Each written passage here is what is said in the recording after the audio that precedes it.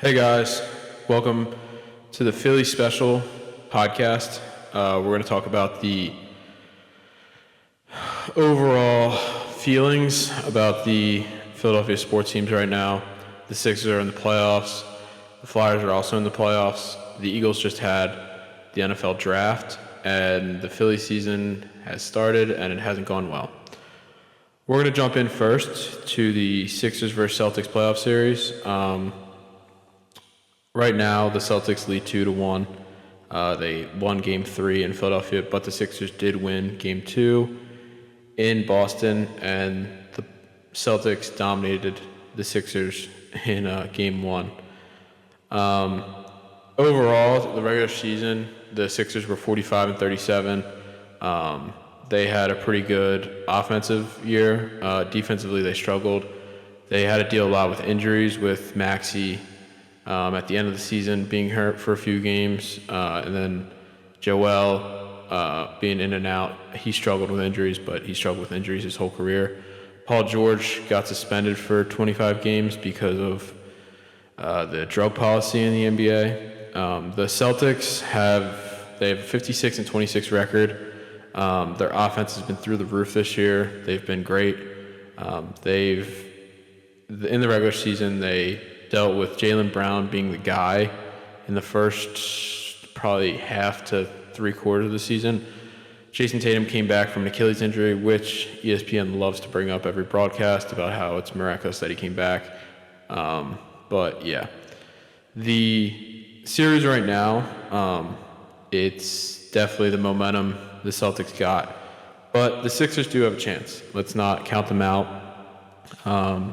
Game 1, it was just an overall beatdown, 123-91. Obviously, the Sixers lose. Game 2 is what the Sixers should look for, and they should try to carry out for Game 4. The Sixers won 111-97.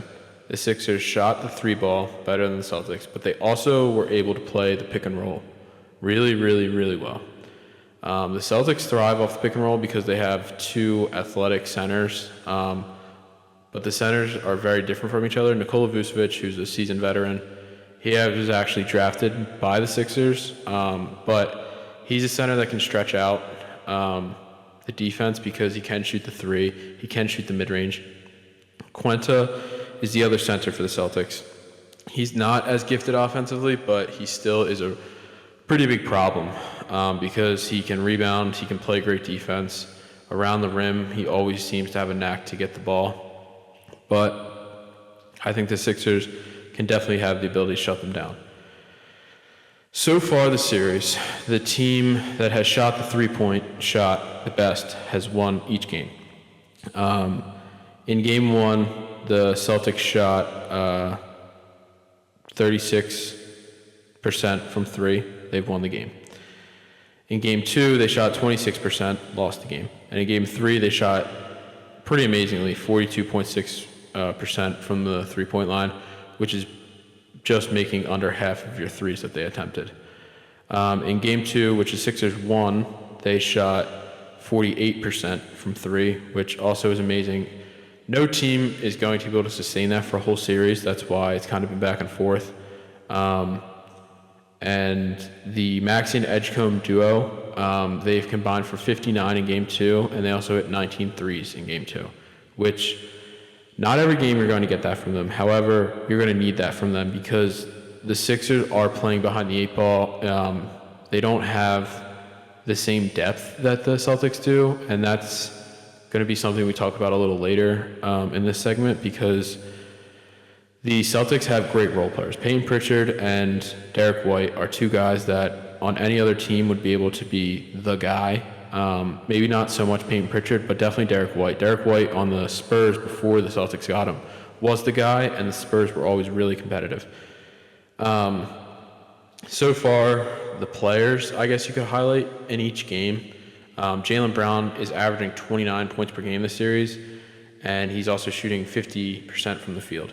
Jason Tatum, who's coming back from the Achilles injury, has had two 25-point games, and that included the big Game 3, which put the Celtics up 2-1.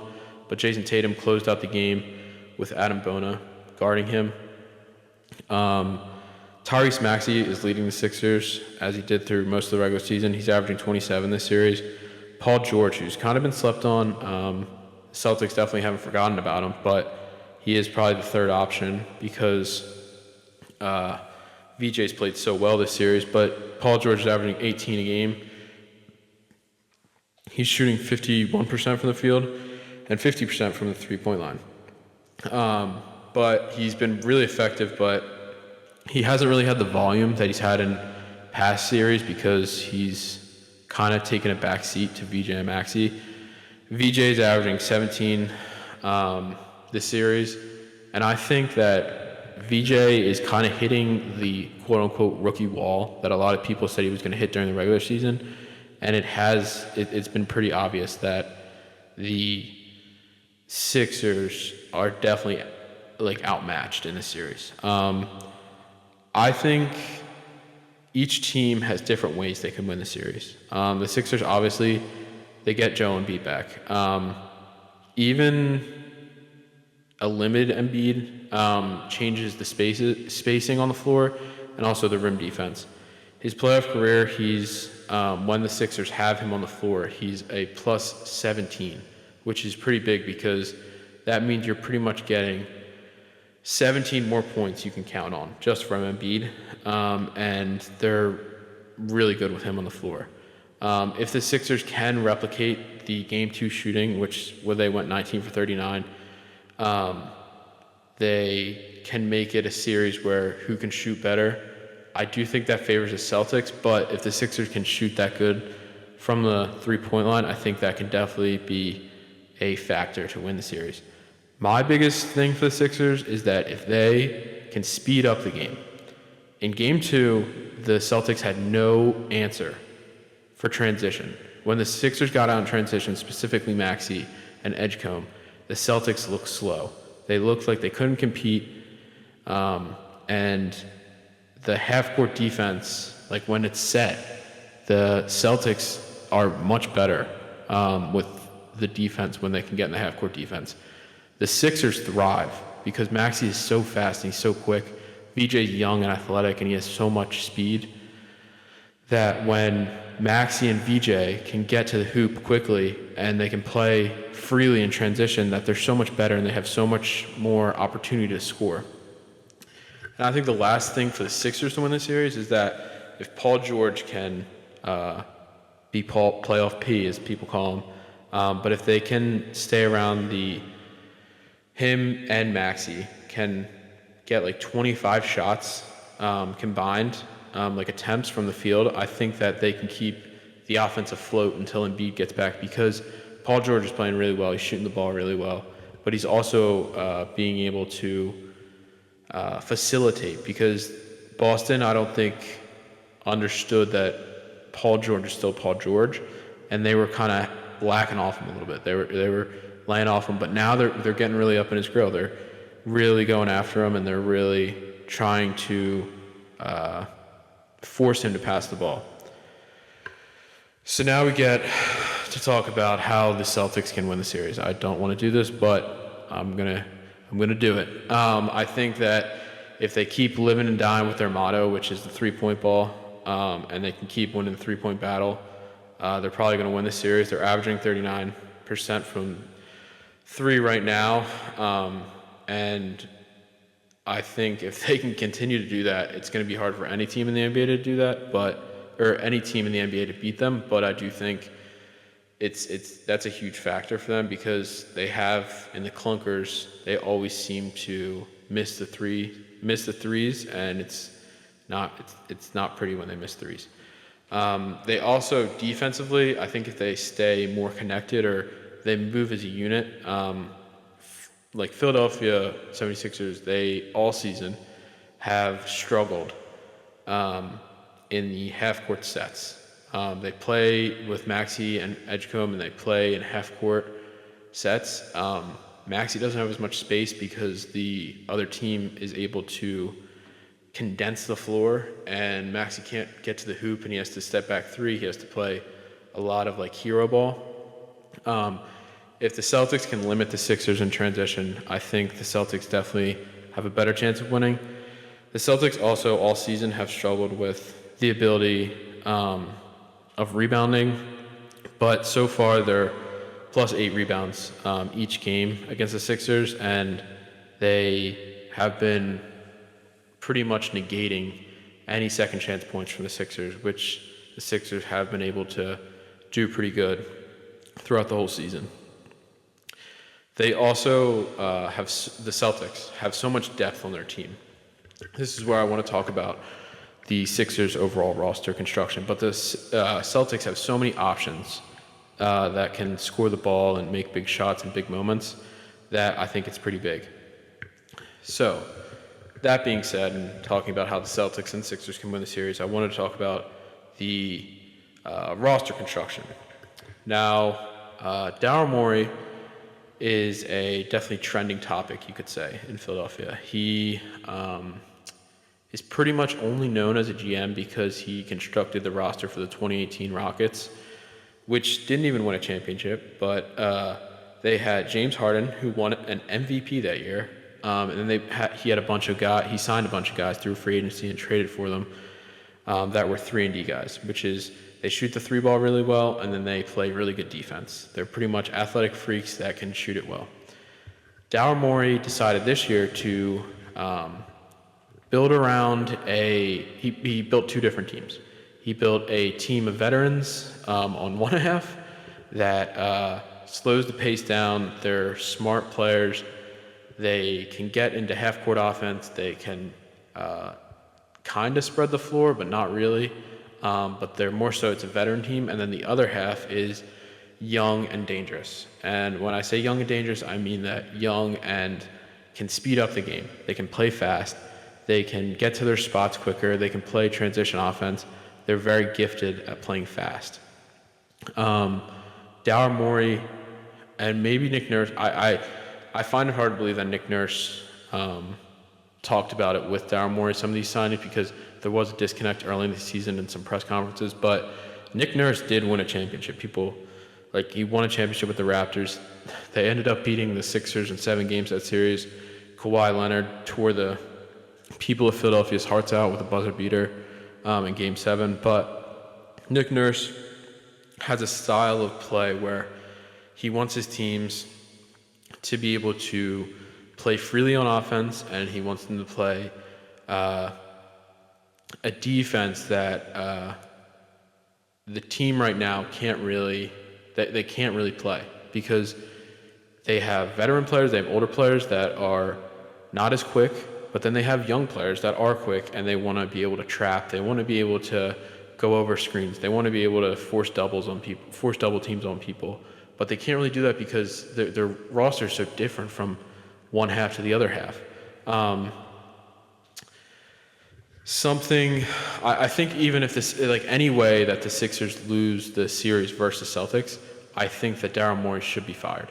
Unless the Sixers can get to the Eastern Conference Finals, I don't see a world where you can justify bringing Daryl Morey back, because he's made moves such as he got called a liar by James Harden publicly, because James Harden he's not a good guy. And then also this year he traded away Jared McCain at the trade deadline. A lot of people think it was for money reasons. It was for cap, because Josh Harris is not a good guy, doesn't want to spend money on a luxury tax. It's pretty obvious that Daryl Morey is preparing for a future that he still has a job. He's content with the roster that they have, and he didn't bring anything in. He traded away Jared McCain, who was a young and upcoming superstar, because before Jared McCain got hurt last year, he was one of, if not the best rookie of the class last year. He was shooting it well. He was passing it well. He had just a great feel for the game. He traded him away to the Thunder for a first-round pick this team needed a Jared McCain. They needed somebody that they can rely on other than VJ and Maxey. They needed a guard that could shoot the three well, that could space out the floor, and Daryl Morey traded that away for a first-round pick. There's a lot of quotes that came out from league GMs that said they didn't understand the move. A lot of Sixers fans they fell in love with Jared McCain because he was such a promising player. Um, he was such a great athlete, and he was always happy and go lucky. But people were really upset by that. So that was kind of my Daryl Morey rant, I guess you could say. But hopefully the Sixers do win the series. They win tonight. They win Game 4. They're able to come back, and if they win Game 4, all they have to do is win two out of the last three. And I think it's very possible if Maxey and Edgecombe can play as well as they did, but that's a big if. So hopefully the Sixers can win. But I think overall this year it didn't really ever seem to be the year, and Daryl Morey I think should suffer from that because he's the one who put the roster together. Now let's shift our negativity or our sad mojo to the Flyers, who are definitely, I would say, the heartbeat and the soul of Philadelphia right now. They're playing with house money because they weren't really picked at all in the early in the regular season to win or to even make the playoffs, but they got out to such a hot start. They had a kind of a lull in January and February, but to end the regular season, they were playing great hockey. They ended up with a record of 43 and 27 and 12. And they were third in the Metropolitan Division. They're playing a Penguins team who's an older, wiser, filled with a bunch of vets. But the Flyers are still led by Sidney Crosby, by Evgeny Malkin, who have notoriously kind of owned the Flyers. They play with a sense of I've been here before and you haven't type of hockey. But to say that, the Flyers are up 3-1. They lost Game 4 at the end of the game, I would say, and the Flyers. That was the first time in this whole series the Flyers have played with a "we can't lose this game" mentality. You could definitely tell the difference between the energy that they had when the puck dropped at the start of the game, and then you could tell it at the end because the Flyers seemed so defeated in the post-game interviews. I will say something that they can build off of was at the end of the game, Travis Sanheim shot a puck with probably under 5 seconds left in the game. The Flyers were down 4-2. He shot a puck. Sidney Crosby, the player that he is, decided to tackle Sanheim at the end of the game. They had a bit of a scrum. But then the Porter Martone also got into a bit of a scrum. And you could see that the energy, like the Flyers were mad that they lost that game. And I think that's something to build off of because the Flyers, that was the time where the Flyers could have just went back to the locker room. They could have just kind of forgot about that one. But they had a bad taste in their mouth. That's something to build off of because they think, like the Flyers have the belief in their head that, hey, we're here. Like this is our playoffs. This is our series. This is our series to win. The Penguins, this is kind of the end of the road for them. Like Sidney Crosby, he's getting up there in age. People are thinking that he might retire.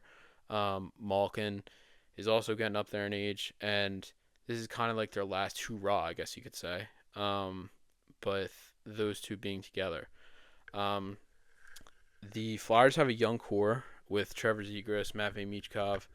And this was kind of like a rebuilding year. But since the Flyers are in the playoffs, they've played fearless in games 1 through 3. Game 4 was kind of an off game for them.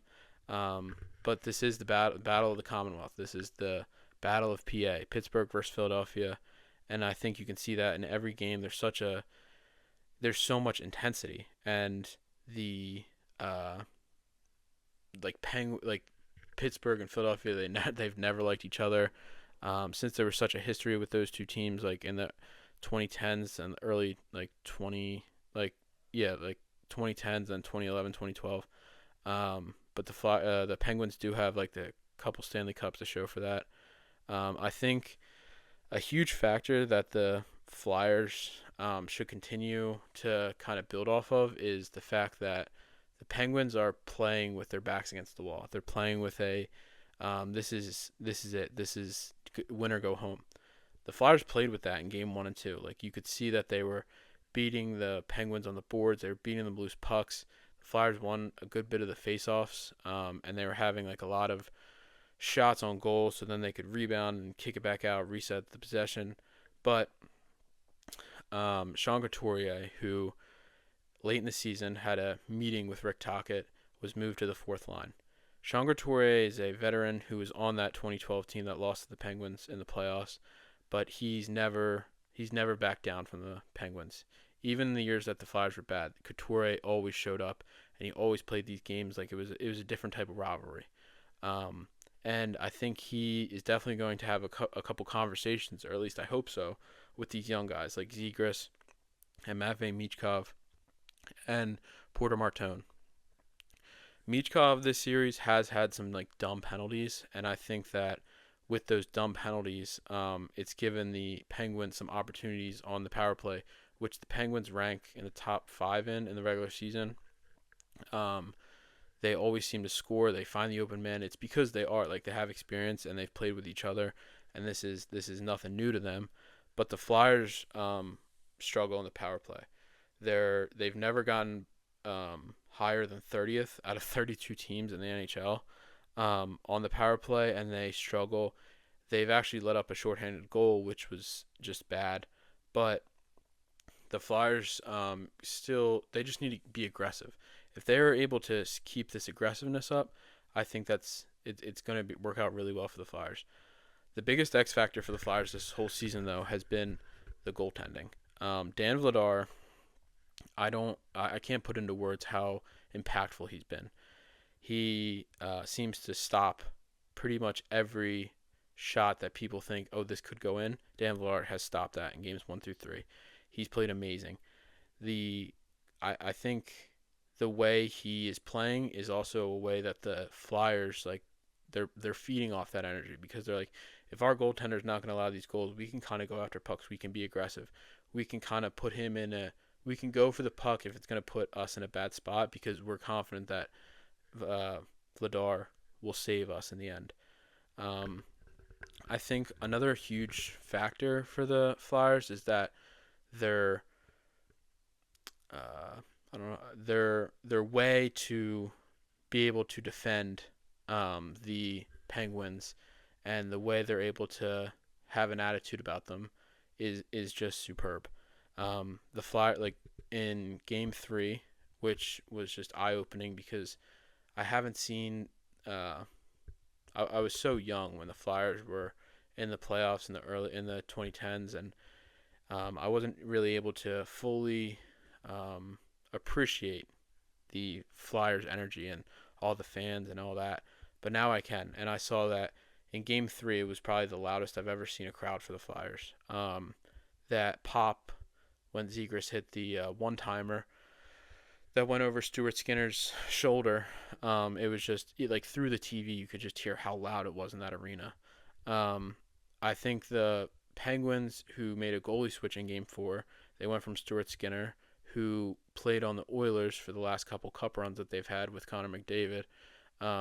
He is known to, like, have a couple bad games in the playoffs, and then the coach will sub him out for a game, and he'll come back a completely different goalie.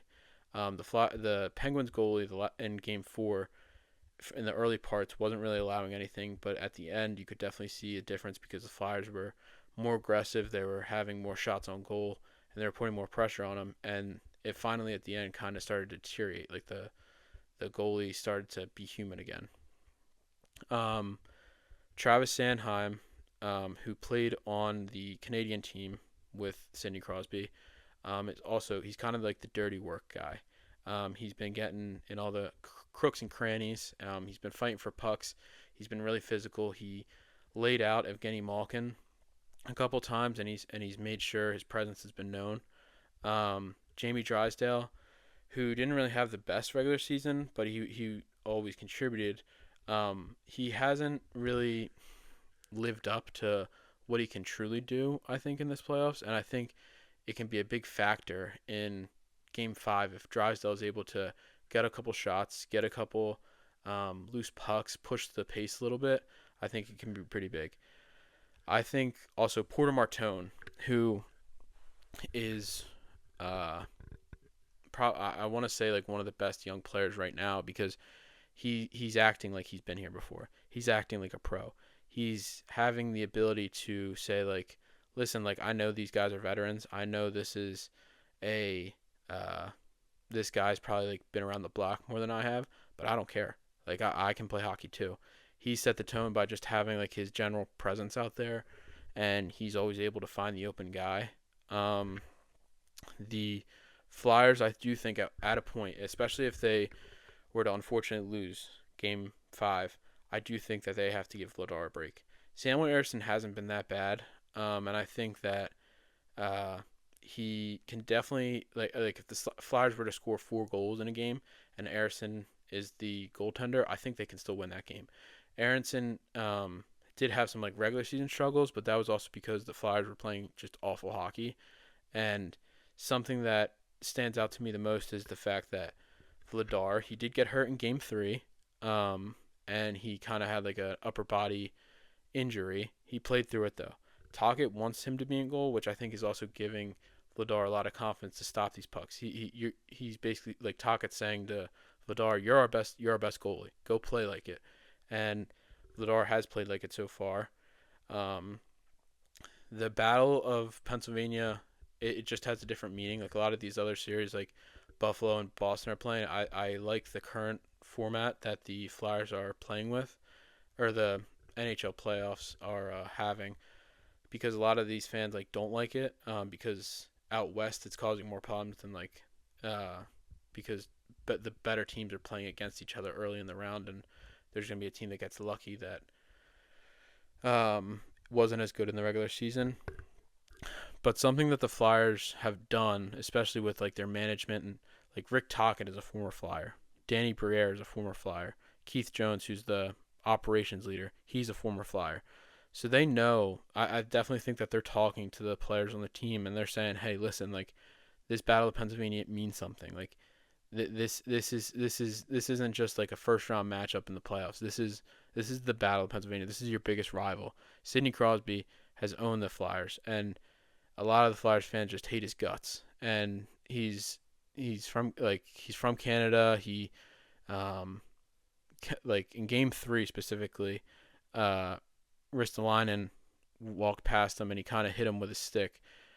Sidney Crosby had an embellishment, which the Penguins fans all are saying like, "Oh, the Penguins haven't had any embellishments all season. This is such a BS call, and this is so bad, and the refs were bad." But just to see the energy that the whole arena had when Crosby went down, Crosby had to go to the box. Everyone went crazy. It was just, you could see that the energy is back in Flyers fans, and I think um, as a Flyers fan, it was so eye opening to see that, because this city's been starved of playoff hockey. This city, it early in the like early in the Flyers uh, upbringing as a franchise, like they were the team. Like they had such a huge. If you ever to look up like their championship parade, it was 1.4 million people. Like that's just uncalled. Like that's insane to see. But the city of Philadelphia will get behind your back. They'll defend you. They'll be just huge fans of your team if you're able to show that you have heart. If you're able to show that you have energy, which the Flyers definitely do in this series. They've had it all season. They had it specifically at the end of the season. Like they've caught the league by storm. If they're able to win Game 5 and have some rest before they have to play Carolina, who is a veteran team, and they definitely, it'll be a tall task to beat them. But if they're able to beat the Penguins in 5 games, have rest up, I don't see how the Flyers can lose to a Hurricanes team that they have no idea what they're walking into when they come to Philly. Like the Flyers are playing with house money right now. They have nothing to lose. They're not even supposed to be here right now. But I think that the Flyers can just play with this house money type of feeling, and they can ride this all the way. Like there's no team until we get to the Stanley Cup like on our side that really puts fear in me, because the Flyers are playing right now with house money. They're playing. These young guys don't know that they're not supposed to be here. The vets, I think, are also like they're kind of playing into that. They're playing into the underdog mentality, which when Philadelphia teams win, they kind of always have that underdog mentality. They have that like, no one believes in us. This is Philly against the world. Like that's the mentality that they need to have, and I think it's just really great for the whole city to just see like Flyers. Like this can be a hockey city. Um, but hopefully the Flyers can win Game 5. If not, they have to come back to Philly. Game 6, I think that would be a game if they do lose Game 5.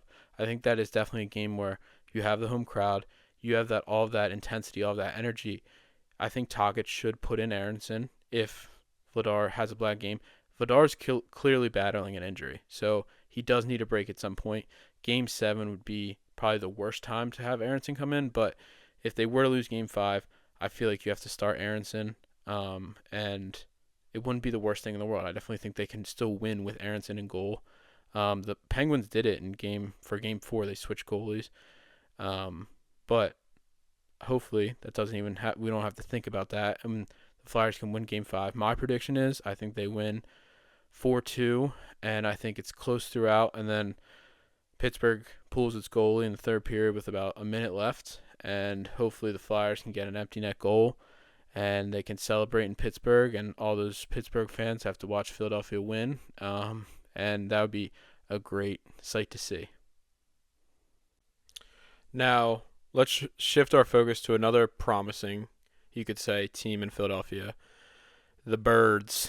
So the Eagles had their draft on Thursday through this past weekend.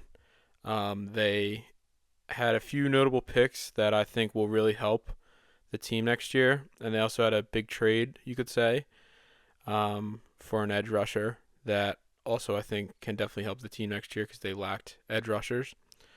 So their first round pick, they originally were slated for pick 23 in the draft. A lot of people had them drafting an offensive lineman because their offensive line is getting older, and they always seem to, at least the last 2 seasons, have an offensive lineman go down for a couple games during the season, and they don't really have much help. However, the Eagles saw an opportunity to jump on, and Howie Roseman, as he usually does, jumped on it. So they traded up from 23 to pick 20. They did give up a bit of a haul, but they drafted Mekhi Lemon, a receiver from Southern Cal. He's 21 years old, and he's 5'11", and his weight, I mean, to put a pinpoint on an NFL player's weight is a little hard because there's a lot, sometimes it varies, but anywhere from like 190 to 200 pounds. He is really talented in the slot, which the Eagles did lack last year. They had Jahan Dotson, who wasn't as effective, but he's definitely, like Lemon is definitely faster. He ran a 4.4 in the 40, and he had 79 catches for 1,100 yards, and he won the Blitnikoff Award in college, which means he was the nation's top receiver. He had a pretty talented quarterback at USC, which helped his case, but his main role was the slot receiver, and as a slot receiver, not really the number one target, but in that offense, he still was. The Eagles it does seem that they are trading A.J. Brown away, which is a big target for Jalen Hurts to throw to, but with A.J. Brown leaving, this is definitely a help or a boost to the offense because Lemon will definitely be able to get open. The Eagles still have Devontae Smith, who I think on any other team in the NFL could definitely be a number one receiver. He's that talented. He's that good. His rookie year, he proved that he could definitely be a number one receiver. He went up against the NFL's best cornerbacks and put on a couple clinics versus them, specifically Patrick Surtain. He had a couple amazing catches against them, one that won them the game against Denver late. In the second round, they drafted Eli Stowers, who is a big physical tight end, but he's also really good at running down the field and getting open. Something that the Eagles lacked last year was versatility. I think that Eli Stowers is really versatile, and the way he plays the game, he can block, chip out, kick out for a little, pass to the flats. It will be hard for him to kind of integrate to the offense because they do still have Dallas Goedert on a 1-year deal. But I think this was more so a move for the future because they're not going to want to be responsible for paying Dallas Goedert big money after this year. he only played 2 seasons at Vanderbilt after and then he moved to Texas A&M as a quarterback, but he moved from Texas A&M, which he was originally scouted for quarterback, but he moved to Vanderbilt, played 2 seasons at tight end, and he still has a lot of room to grow. He will be behind Dallas Goedert and Johnny Munt, which are two players that have been in the league. They've been around, so they can definitely teach him a lot. Um, Both of those guys are on 1-year contracts, so I think this was definitely a move for the future. He has a freakishly big vertical leap, 45.5 inches. He is a big guy, so it will be a nice big target for Jalen Hurts to throw to. In the third round, they had 2 picks. They traded their earlier one, and they traded a 2027 third-round pick for Jonathan Grenard from the Vikings. He's a edge rusher. He started his career in the Houston Texans organization as a linebacker, and then he moved from linebacker to edge rusher because the Texans thought he was really good at rushing the passer, and he wasn't so great at falling back into coverage, but he definitely found his way as an edge rusher. His best year came in 2023 with the Texans. He had 12.5 sacks, but 2 years ago, he did have 12 sacks with the Vikings when he moved there. Last year, he did have a couple games where he was hurt, so he doesn't have as good of stats. He's coming off a shoulder surgery, so I hope that he can turn back into that 2024-2023 version, get a couple sacks, because the Eagles are lacking pass rush. Something that they lacked last year was ability to pressure the quarterback. They do have great cornerbacks with Quinyon and Coop, and they have a safety, Andrew Makuba, who's pretty young, and he's up and coming.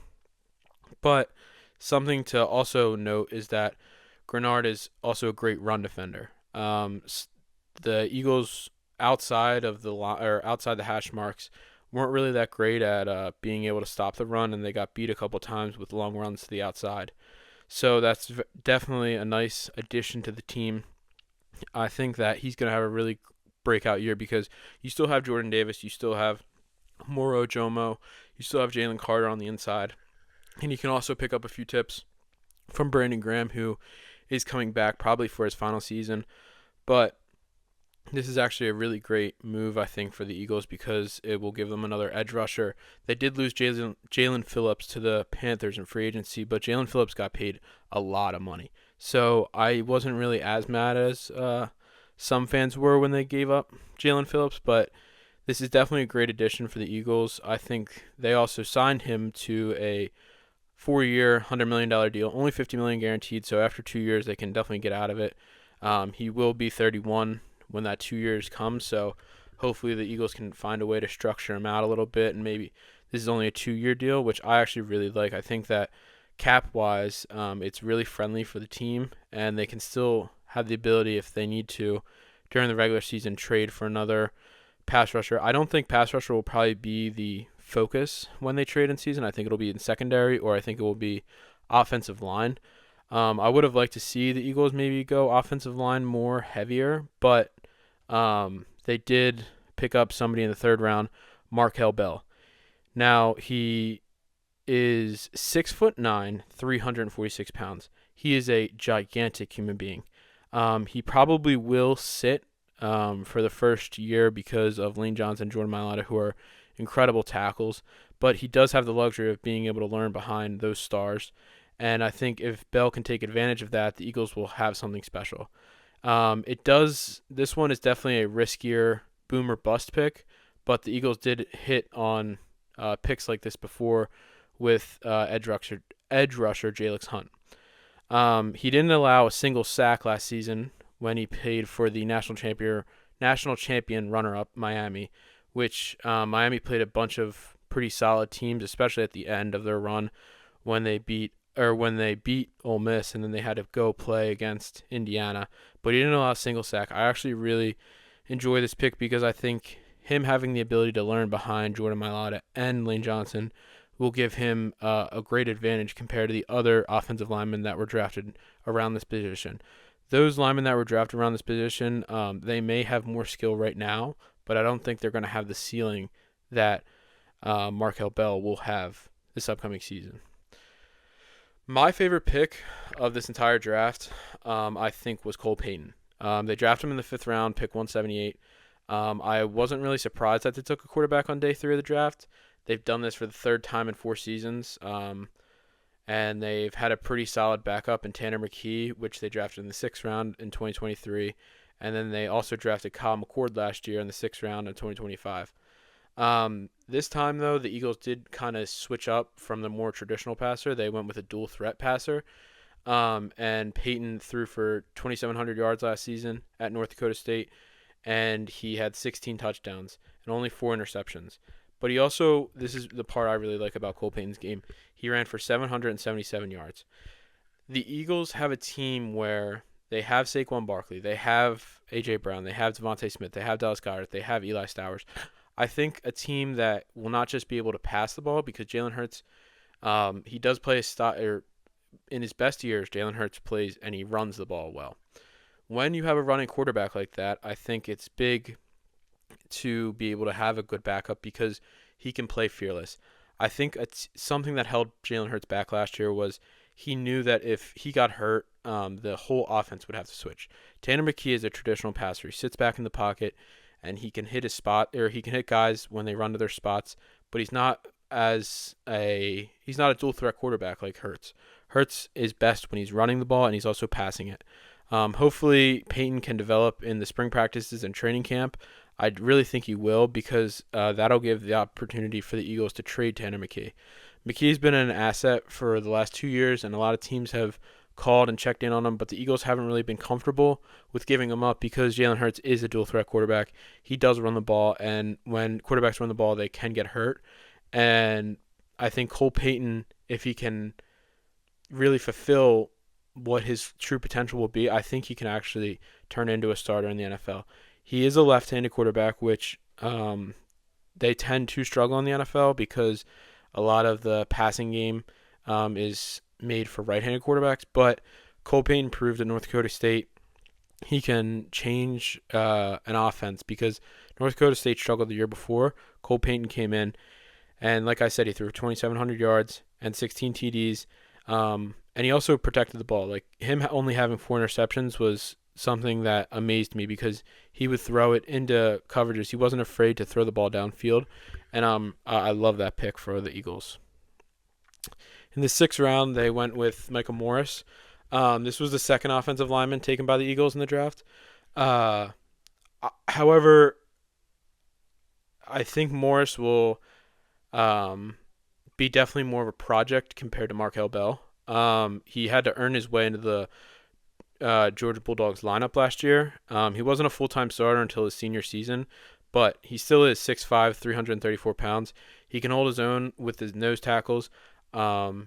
And I think that drafting Michael Morris kind of showed that the Eagles are a little bit nervous about having Dickerson and Juergens. Like, they both have had a history of injuries, and they sometimes do miss like 2 to 3 games a season because they do have so much wear and tear on them. He will need a lot of work before he's ready to like contribute and play, but I still think this is a prospect that they took a chance on, and I actually really like this pick because not many people expected the Eagles to go interior lineman because their tackles are getting older, but the Eagles showing that they needed to draft interior line, I think that they're keeping it honest. They're saying, like, listen, like, these guys, they get hurt a little bit, and so let's just have a security blanket, and I love this pick from them.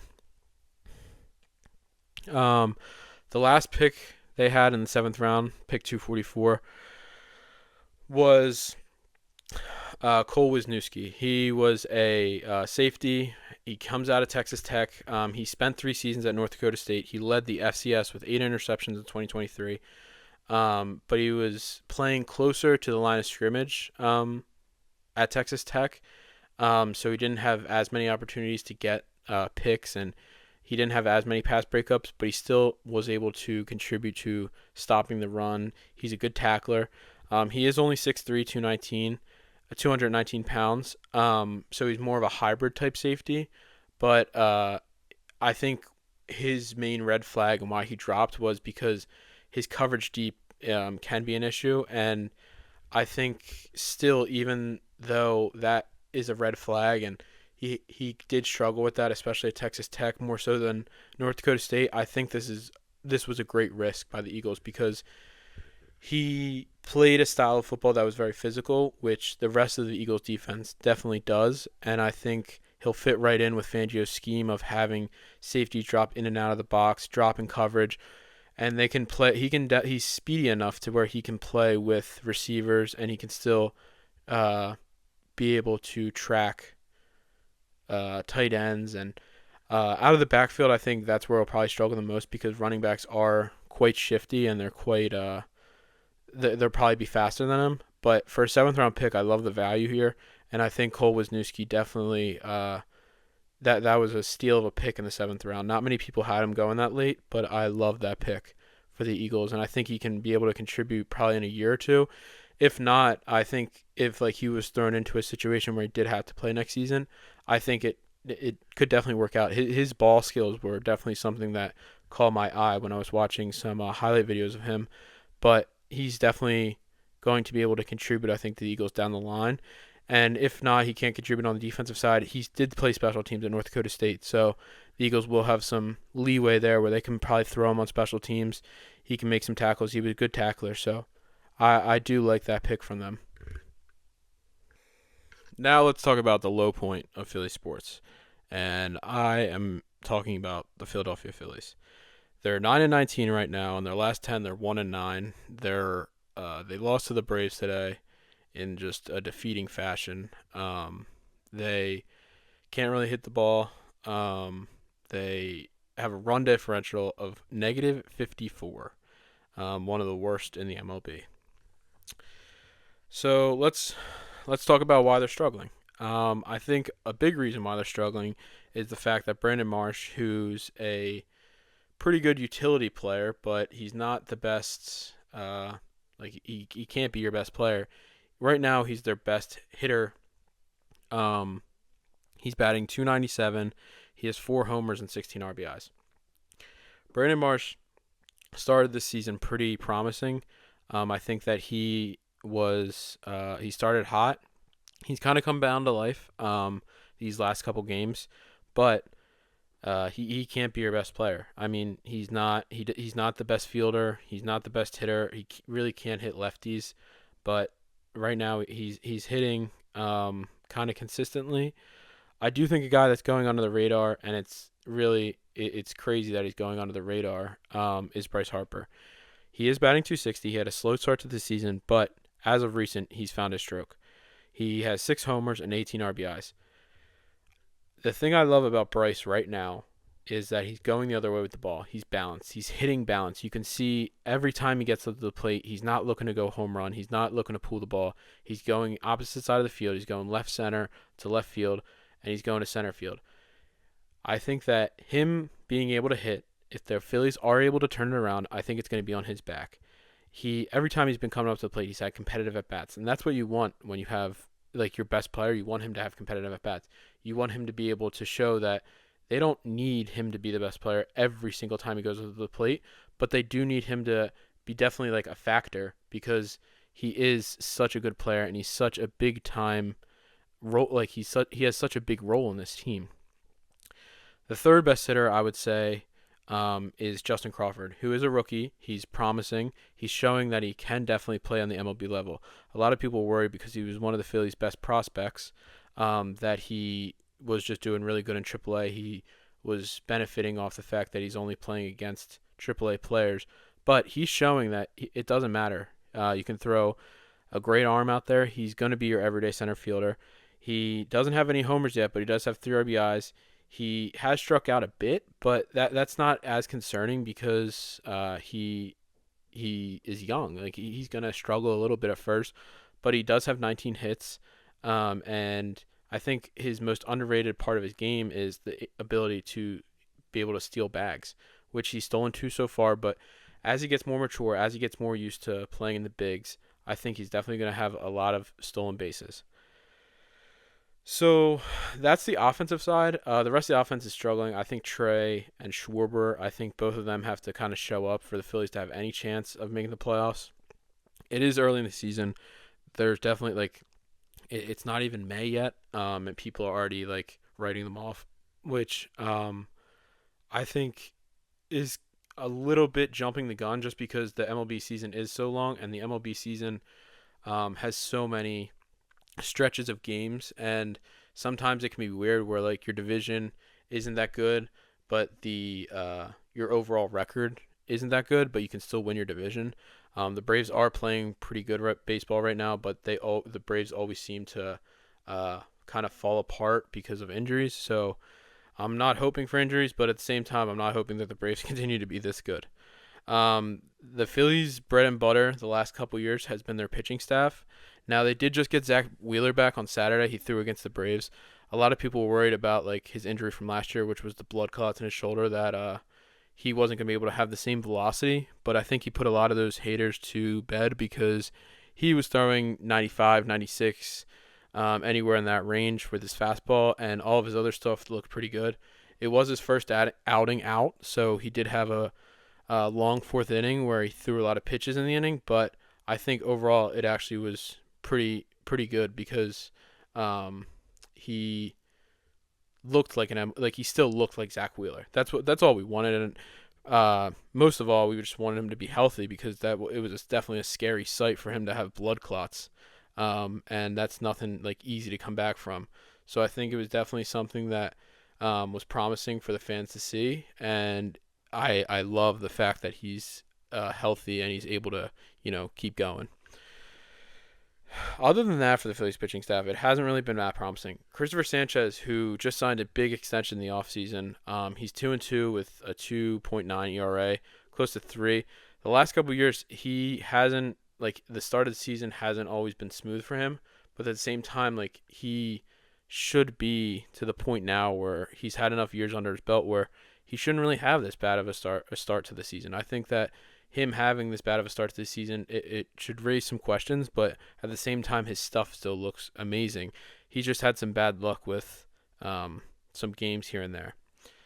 The other person who got extended this offseason was Jesus Luzardo. Jesus Luzardo, I'm a huge fan of his, and I think he can really be a great pitcher for this team. However, this season, he's been pretty bad. He's 1-3. He has a 6.91 ERA, and I think that for him to continue to be a dominant pitcher like he was the last couple of years, I think that he's going to need to be able to control his changeup. His changeup is his best pitch. He can throw the fastball really well and throw it hard, but his changeup is the way that he changes at bats because there's such a difference in speed between his changeup and his fastball. Something that he definitely he admitted in his post-game press conference was his location has been off, and when speaking from experience, because I pitched at a pretty high level, not in MLB by any means, but in high school baseball and just like travel baseball. But I was also a pitcher. I think that when you don't have your ability to locate pitches and your ability, you're not confident in that, you definitely lose some of your gusto, and you don't have the same ability to throw your pitches because you don't trust yourself. You don't trust yourself to hit spots. But I definitely think he can turn around. He's not old by any means. He's pretty young. So this isn't the worst thing ever, but there's definitely some ways for him to get better, which is at least sometimes pitchers don't know oh, I don't know how to get better. Jesus Luzardo has admitted, and he knows, and he's talked with the pitching coach that he needs to get ahead of batters in the count, and that way he can use all of his stuff. But most of all, he needs to get that changeup back, and he needs to get it to the point where it was like the last 2 seasons where he's been able to pinpoint the changeup on hitters, and he's been able to attack them with his changeup, and then he can use his slurve, fastball, off-speed pitches to kind of throw off the batter's timing, and then throw that fastball in great spots. The bright spot, or the young man in the Phillies rotation, is Andrew Painter. Now, Andrew Painter was one of the high draft picks for the Phillies. A lot of Phillies fans were really excited when the Phillies drafted him. He's a big guy, but this season he's had some bad luck with teams he's faced. He's also battled some issues with he had a migraine one game, but he did have a really great showing in his first appearance for the Phillies. He's 1-2 right now. He has a 5.25 ERA, but he has shown that he can definitely be an MLB pitcher. His fastball is fast. His off-speed pitches are devastating, and something that I think will just come with time. It happens a lot with young pitchers is the fact that um, he gets a little too dependent on his fastball, and so when he throws a pitch over and over again to MLB hitters, they're eventually going to pick up on it. But I think that him being able to go out there these so far this season and rack up enough, I guess, experience in the bigs, I think that's pretty big. He does have 21 strikeouts, which I honestly love for him because he's a strikeout type of guy. He's a guy that's going to be able to blow you away with his fastball and then put you away with that off-speed stuff that he has, which I think can develop to be some of like the best in the game. A player who was recently cut was Taijuan Walker. He's an older pitcher. He's a veteran pitcher, but he was just awful from the start of the season. He never really found his stride. Last season he was pretty bad and he got moved around, but he had a 9.13 ERA. Every time he was going out there, he was giving up just hits after hits. It was just awful every time that he showed up. He was 1-4. Like, it was just embarrassing that he was on the Phillies, and he really has contributed to that run differential that I noted to earlier, like that negative 54 run differential. I think like over like 27 runs of that run differential has been because of the times he's gone out there and pitched. Now, I'm not saying that like those times, like the Phillies didn't hit, so like it's not all his fault, but he shouldn't have been. There should be no world where he was going out there continuously for the Phillies. He gave up 8 home runs, and no other Phillies pitcher is really close to that other than Aaron Nola, who we'll talk about in a little bit. But Taijuan Walker was just it was painful to watch him pitch. He could never hit his spots. He could never like compete with batters. It just always seemed like he was behind in counts, and he could never just get like he can never get over that hump of like I can't pitch right now, and it was never promising. Like there was never promise with him. The last pitcher I want to talk about is the guy who's been in Philadelphia the longest. He's been through the ups, he's been through the downs. Aaron Nola. I am not the biggest fan of Aaron Nola, but I do understand that he has been here for a while. He was with the Phillies when they were really bad, and he showed a lot of young promise. Now he is like older. So it is a little tough to like get on him because no one's like begging him to be like a number one pitcher, but at the same time there is games where he shows like, oh, I can be this type of pitcher. Like last year in the playoffs against the Dodgers, he pitched a good amount of innings in a winner go home game, and it was just like he looked like Aaron Nola. Like that's what you want to see. This year he's had a couple games where he's been a little rocky to start, like in the first inning. And then he's been able to turn it around. Other times it's like he'll get to the 5th inning, and then that's when like the floodgates open and he can't find a spot. He can't throw any pitches. He throws a lot of pitches that are over the plate, so the hitters do have an opportunity to hit them. He does give up like a good amount of home runs, which is not the greatest thing, but at the same time he's pitching to contact, which is kind of what at this age like the Phillies need him to do.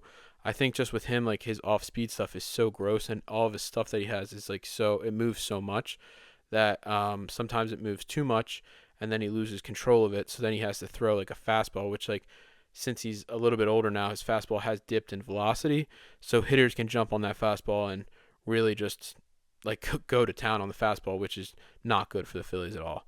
I think overall though the Phillies. It's very frustrating because the Phillies they have talent with Harper, Schwarber, Trey Turner, and I think that all three of those guys, like so much is being put on them right now to like be like, oh, we need you to be the guys, that it's early in the season for them to just like turn it on. Like they've had no sense of like, let's get used to the pitching, let's get into a groove. But I mean, Harper as of recent has gotten into that groove.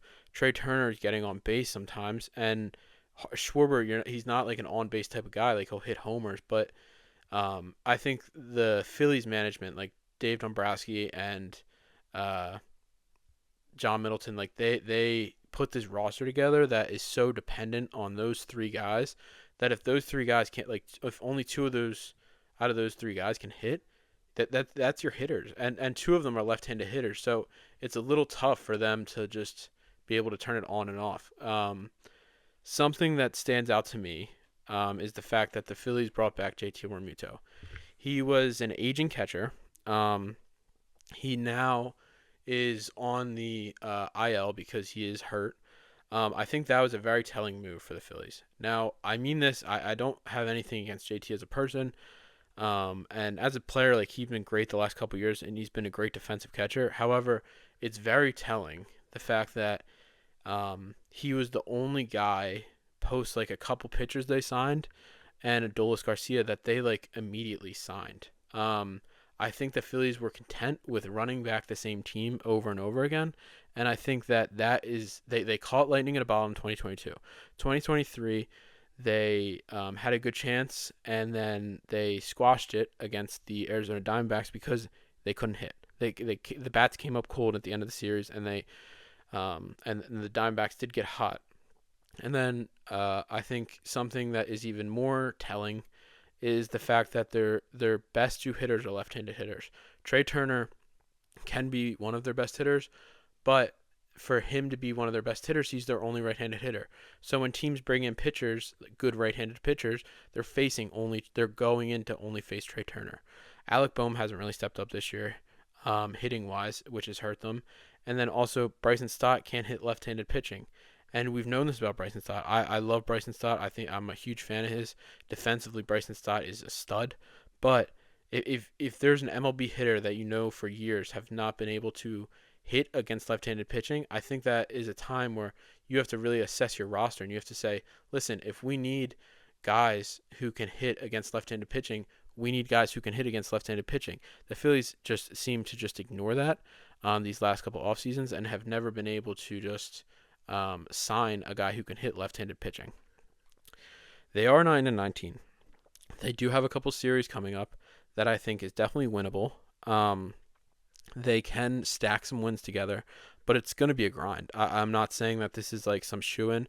They have series against the Giants coming up, and then they have a series against the Marlins, A's, and Rockies. I think if they can win 3 of those series, I'm pretty confident that they can kind of turn the season around a little bit, because at the end of May they play the Padres and the Dodgers, who are 2 series that I think it'll be really telling that if they can win those series, I think that'll be, and they're both away, they're both on the West Coast. If they can win one of those series and they have an around like 500, above 500 record, I think that's going to be a great sign for the Phillies because in the months of June, July, and August, it's just going to get warmer. Hitting's going to get a little easier. Pitchers aren't going to be as, trained up as they are right now, but I think everything's going to kind of come together in those June, July, August months. And by the end of the season, hopefully you're at around like 90 wins, which is a tall task like right now, but it's not like it's not doable. I definitely think it's doable.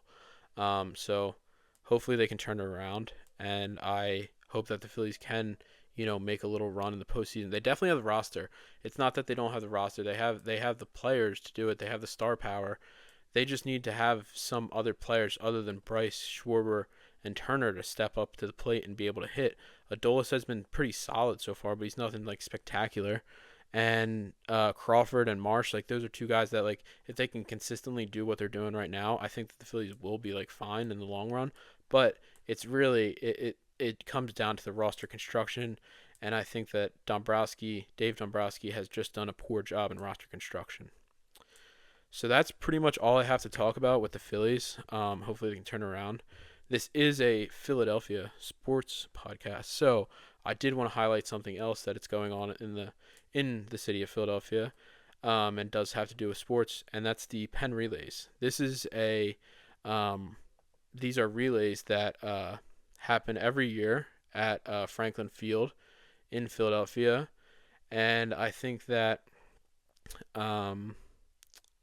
This year it was a little special, at least personally to me, because I had my younger brother competed in the Penn relays, and something that happened that was pretty great to see was he finished second in his races in the 4x1, which was pretty impressive. Like it's people from all around the country come to race in these relays. It's a huge deal for track and field. So for him to be able to compete and ultimately him and his teammates go play second against some of the best track runners in the country, it was honestly really impressive. So that's pretty much all I have. Thank you for listening to this podcast. I'll see you next time, and until then, go Philadelphia, go Flyers, go Sixers. I'm excited for the Eagles season upcoming, and hopefully the Phillies can turn it around. Thanks for listening.